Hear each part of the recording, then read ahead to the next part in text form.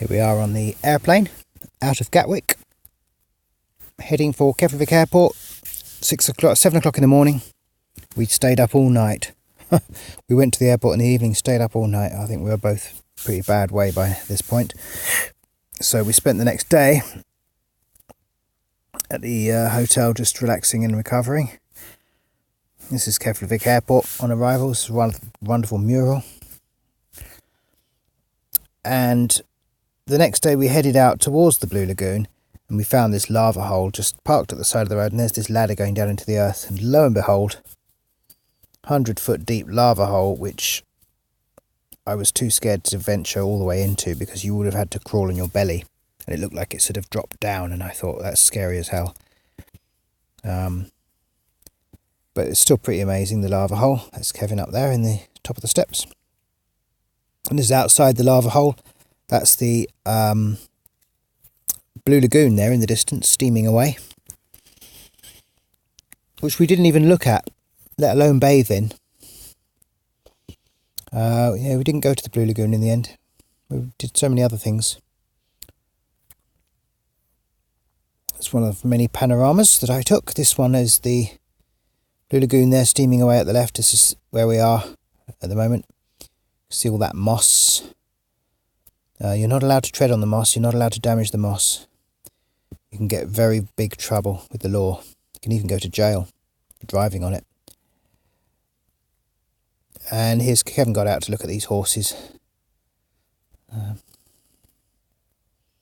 this is the road heading off. As you can see, the sea on the right there, mountains on the left, and then we went up into the mountains, and then round the next corner we saw this. Well, first we went through a bit of black landscape, which I didn't photograph. It was as black as pitch, and then suddenly pop, white. Incredible.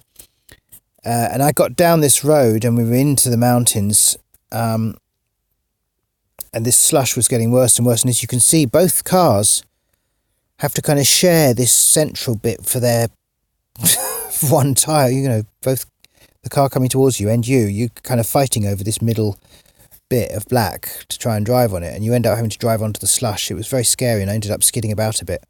So I turned back after a while. I just chickened out and turned back. We went to the fish and chip shop, had the best fish and chips ever, and the waitress there urged me to just be able to drive. She said, you can drive over the mountain. She would drive over the mountain, she said, so that was it. I had to. If the waitress can do it, I can. I saw that we had studied tyres and so on, so it gave me the courage to go up. And when we went up into the mountains, it was well worthwhile because we discovered over this ridge, he's at the top of the ridge there, look at that lake, the biggest lake in the area. Oh, sorry,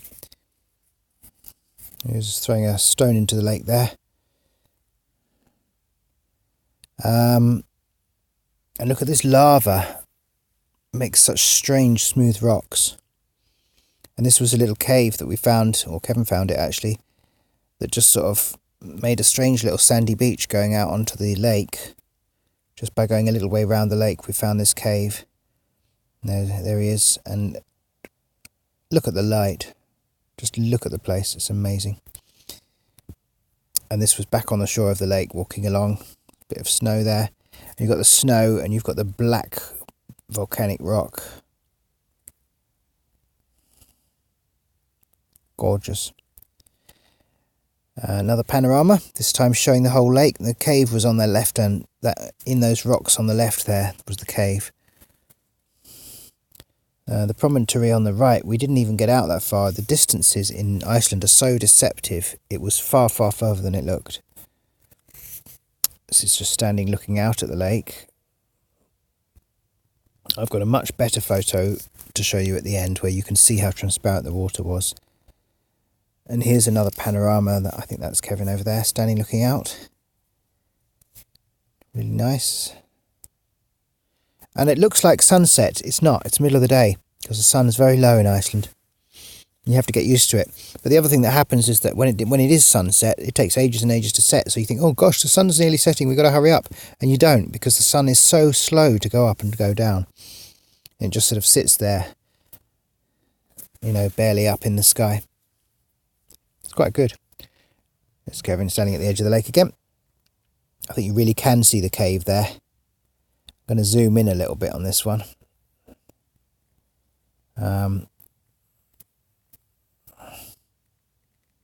Yeah, the cave is just in that bit that looks like it's got a sort of hat of white on it, just at the edge of the water there. It's just in there, the cave, right in the centre of the image now. That's the cave we were in earlier. Let's go back. Another view. This was a couple. Looks so romantic, but actually it was very annoying because these people had drones with them, whizzing around, these radio controlled cameras, and it really did spoil it slightly. Another panoramic one. All views of the lake, all the footprints. And this was stopping off on the way home, I think. Just that mountain, that conical mountain there is like a landmark that you can see from all over that area. You can always see this perfect conical mountain. So I got a photo with it. There's our little car. Doesn't look like much, little Hyundai, but actually it had heated seats, heated steering wheel, traction control, 7-speed automatic gearbox, everything. It was a lovely little car. It was really nice car, that Hyundai. This is a glass restaurant that rotates up on a high hill in Reykjavik.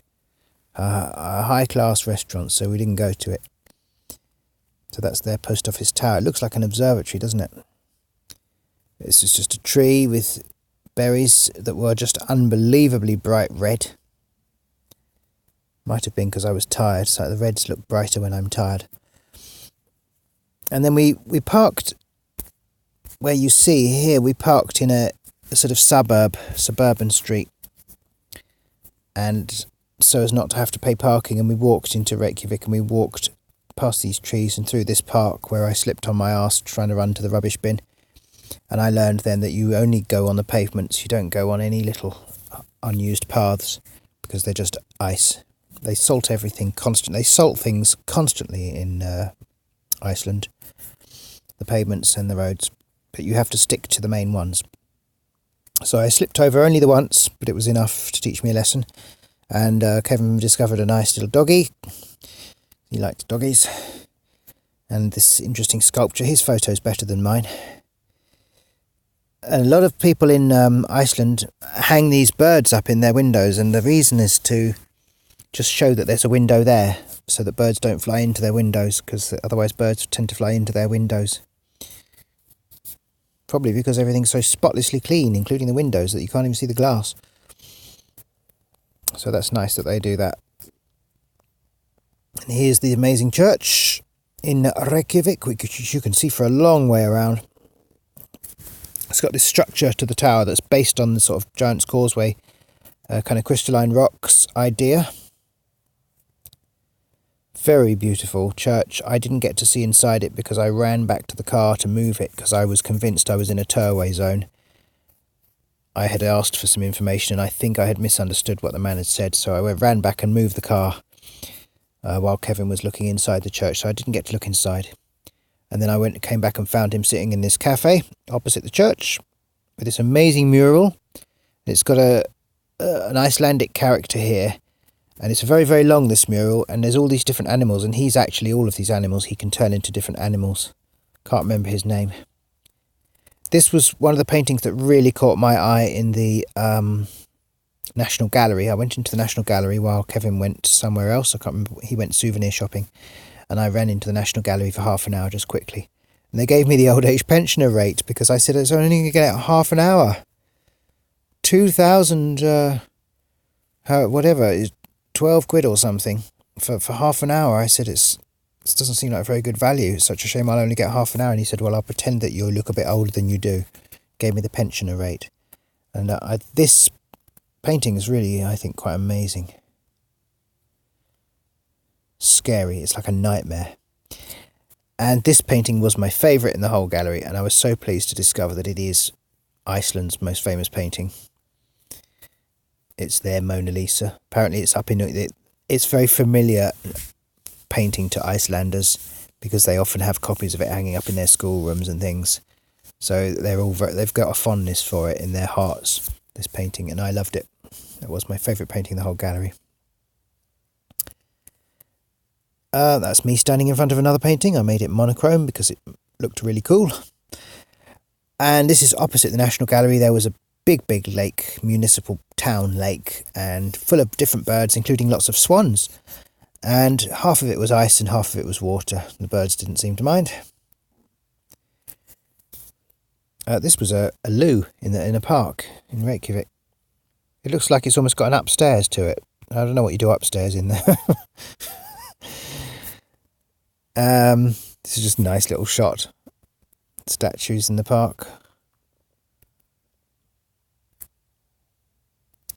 That's the restaurant where we ate, right there in the middle. Street food. It was dirt cheap, and you could eat as much as you liked and have as many refills as you liked. And Kevin was ill the next day, so I'm not sure whether the food was a bit questionable or not. He wasn't feeling too, but he also went in the hot tub that night, so that might have made him ill. Fire hydrant with a little bit of graffiti on it.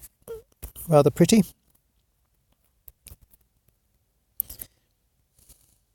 Including some interesting backwards writing, look. Anyway, yeah, Pac-Man pizza place. This was actually we were sitting inside Subway. They have Subway there. This rainbow is not what you'd think. It's not a gay street, I don't think. Although we did see a couple holding hands walking down, 2 guys. But I think it's one of the Icelandic myths. This fellow that he does something with a rainbow, and I can't quite remember what. And they've got this beautiful Christmas decorations everywhere. We arrived in the week that they changed everything to Christmas, so it was wonderful. Even the hotel was all Christmased up one night we got back. I think it was actually this very day we arrived back, and everything was Christmased up everywhere. They have these tall, skinny Christmas figures, a bit like in France. They don't have the jolly fat Santa. It's all skinny. All this kind of thing. They really go for the Christmas thing, which is wonderful. So romantic. Makes me think of a childhood, you know. And just nice graffitied up. I like the cold and the warm in that. It's just something I found on the wall. Different tie knots. I didn't really look at them actually. Might be interesting to look at those later. There's the church again, little monochrome shot. And when it got dark, you can see there's nice gaps in the bricks in the top section, rather good. And there's the house, the hotel where we stayed. You can see how they've started to add Christmas decorations. Look, all like figures and things all lying on the back of the sofa. All the cushions went red and green overnight. It was amazing. And it was a beautiful sitting room that we had there to sit in. That's Kevin sitting at the church waiting for me. And then we went to look at this village on the coast. We just did a little detour one day. I said, should we nip down here and look at this? And Kevin said yes, so we went to look at this village. And it was a bit like Dungeness. Very beautiful. Very beautiful. The houses tend to be concrete and or sort of square corrugated metal sheet effect, because they have to be built very quickly because of the weather. This is a bridge between 2 continents. Believe it or not, that's the American continent on the left and the Eurasian continent on the right, and this is a fault between them. I have actually been to the American continent now without a visa, and this is I'm standing inside the fault on powdered lava, just powder. That's Kevin up there, and that's me on the bottom in the fault. And that's the fault. As you can see, it sort of goes from the right-hand edge of the photo and it proceeds left and slightly upward towards out to sea. That's the fault, and this is the bridge going over it. And this is when you're halfway along the bridge looking down it towards the sea. Just full of all that powder. And this is an actual crack in the earth, in the planet. Pretty amazing to walk along it. And it was a free attraction, you know. These were some holes in the ground with poisonous gases coming out of them. I did tell Kevin not to get too close, but he didn't listen. think he was all right. He did avoid breathing it in. I was trying to make it look as if I was holding a ball of gas. And this was near the same sort of area. Yeah, I think this was actually the same area. That's the lighthouse in the distance there. So there's quite a few things to look at in this area. There was that little lighthouse. If you just look to the left of the lighthouse, you can see a slab of land sticking up. That's actually way, way in the distance. It's like an enormous slab of land standing on its end. It was too scary to climb up, to go near for me. So we just looked at it and admired it. We didn't go to the slab. And this is in the gas area. That was the biggest jet of gas, and that's constantly coming out. Again, mustn't breathe the smoke in, very dangerous. Just a dramatic shot, movie star shot there. Again, same thing, but just really nice colours. And looking down towards the lighthouse, and you can see, because we did actually drive up to the lighthouse, I don't think I got any photos when we got up there. Or they may be on my other camera, but there's that slab of land you see sticking up. That's zooming in. And now this was inside a volcano crater. Look how black that is. Probably even more black in reality, because the camera's tried to compensate.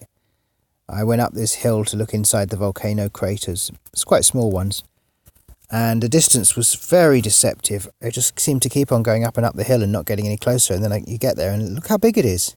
It didn't look that big. Even when I stood at the rim of that crater and looked down into it, I swear it didn't look more than, I don't know, 50 feet across. And then as I walked into it, it just seemed, it's very, very odd. You've got nothing to gauge distance by and size.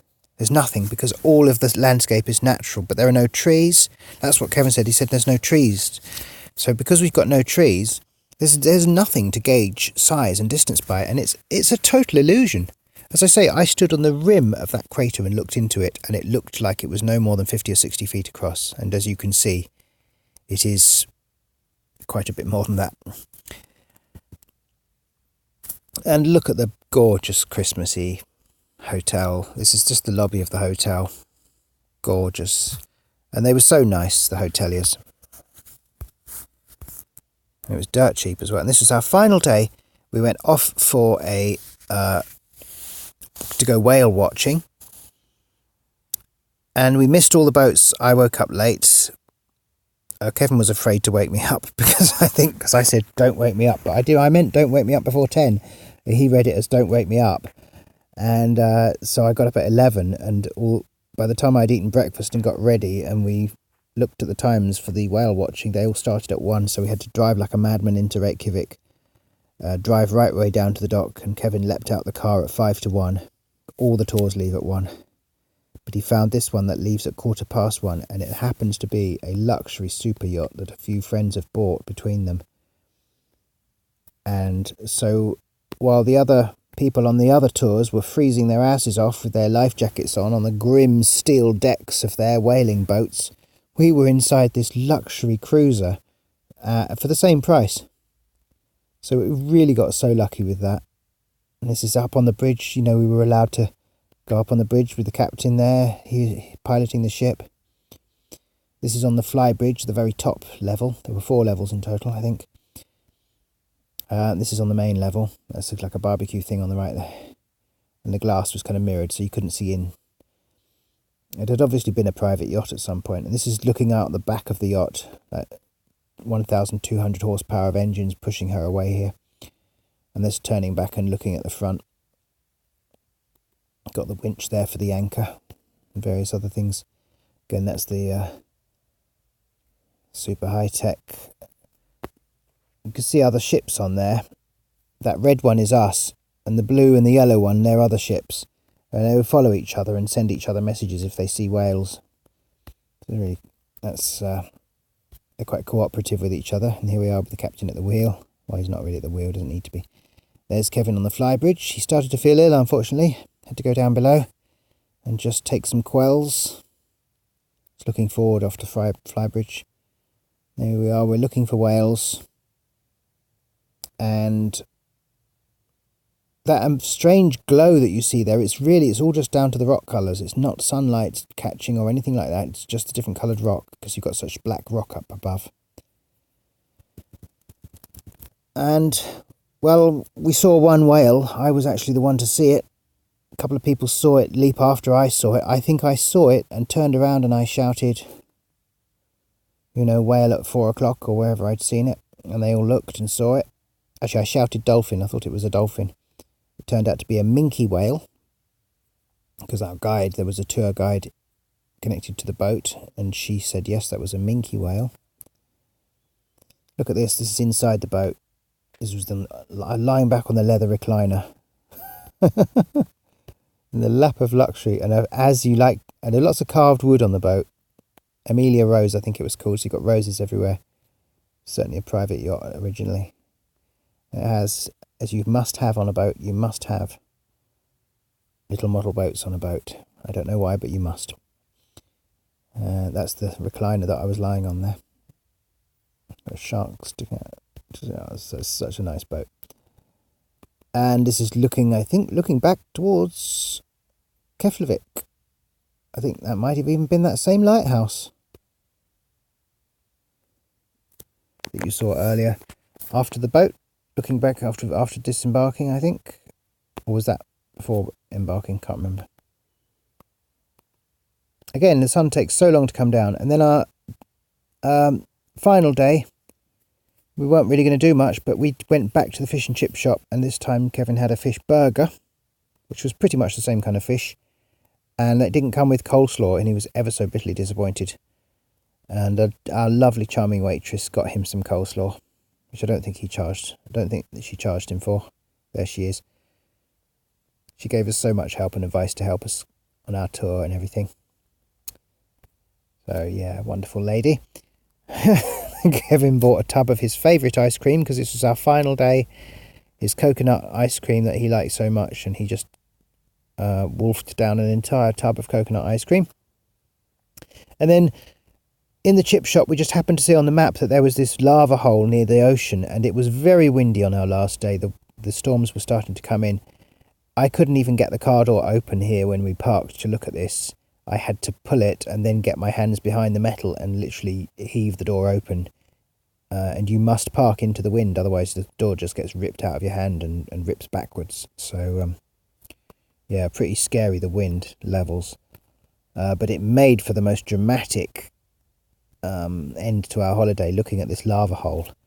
Really exhilarating, and it was look, there he is standing there. It's an amazing photo. And nearly blown off our feet, my camera was nearly ripped out my hands. We had to run back to the car because we were so freezing fingered after that. This is Keflavik Airport. Got this nice snowflake on the wall there. So I posed in front of it for a final photo. And this is my final photo, which is the panoramic view of the lake, a vertical panorama, just showing you how clear the water was. I drank from this lake. I drank from it. Bonus photo coming up. Me drinking from the lake. So that's my wonderful Iceland gallery.